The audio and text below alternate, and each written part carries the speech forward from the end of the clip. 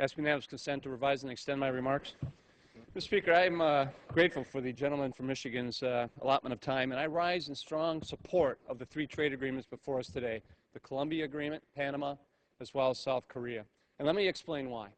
For too long, I feel the United States have been standing on the sidelines while other countries are moving on without us, opening up market share, establishing bilateral, multilateral agreements with them.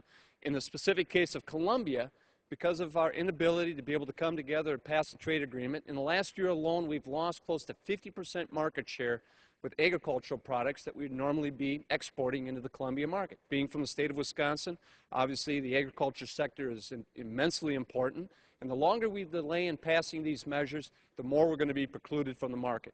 But, Mr. Speaker, I rise and share the concern of so many of my colleagues today in regards to labor rights in Colombia. But I think the Colombia today is not the Colombia of 10 years ago or even 5 years ago.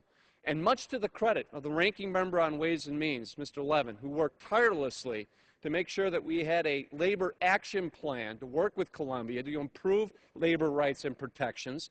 He thinks it should be a part of the body of the agreement. I think it's being implemented as we speak now, and it's not necessary. But the Santos administration realizes it's in their best interest to do more to enhance labor rights and protections in Colombia. And I think a large part of the credit deserves the gentleman seated next to me here today, Mr. Levin. But we're just 4% of the world's population. Of course we've got to have a proactive trade agenda. The question is whether we're going to be a member of a rule, because we are going to be trading with these countries one way or the other. These trade agreements now have core international labor and environmental standards in the bulk of the agreement, fully enforceable with every other provision. That is an attempt to elevate standards upwards rather than seeing this race to the bottom that so many of my colleagues are concerned about.